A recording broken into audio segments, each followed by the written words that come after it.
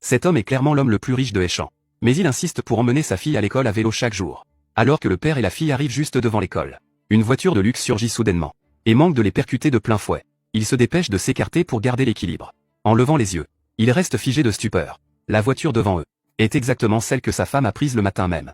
Avant même qu'ils ne reprennent leurs esprits, un homme inconnu descend du véhicule, et se met aussitôt à les insulter violemment. D'où sortent ces pauvres types? Qui osent traîner ici? À l'entrée de l'école John. Ce n'est pas un endroit pour garer des vélos. Puis son fils descend à son tour de la voiture, avec le même air de mépris, en marmonnant des insultes. Il sort même son téléphone, pour filmer le père et la fille à vélo, et poste la vidéo dans le groupe des parents d'élèves.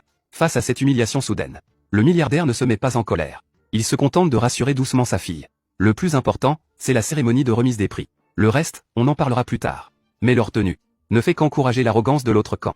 Il donne un violent coup de pied dans leur vélo et le renverse, puis entre dans l'école d'un air hautain.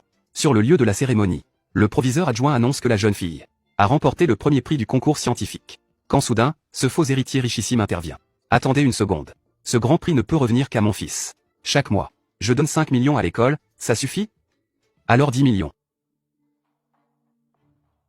20 millions. Il ose proposer publiquement d'acheter l'honneur de la jeune fille avec de l'argent. Son ton est d'une arrogance insupportable. À cet instant, le milliardaire remarque soudain la carte noire que l'homme tient en main.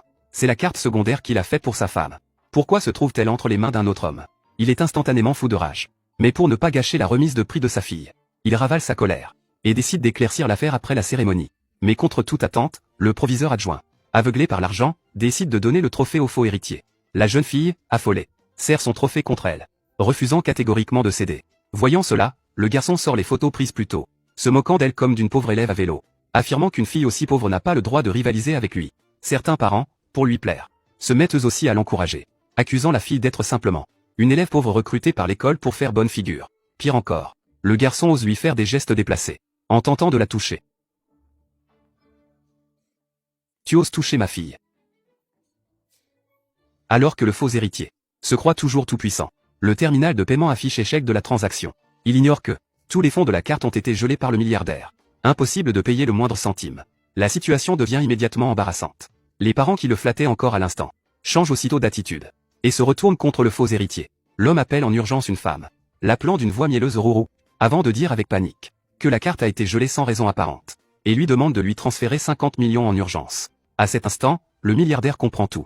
Il réalise qu'il a été trompé, mais en apparence, il reste parfaitement calme, et demande à sa fille de ne rien faire d'imprudent. Très vite, sa femme l'appelle,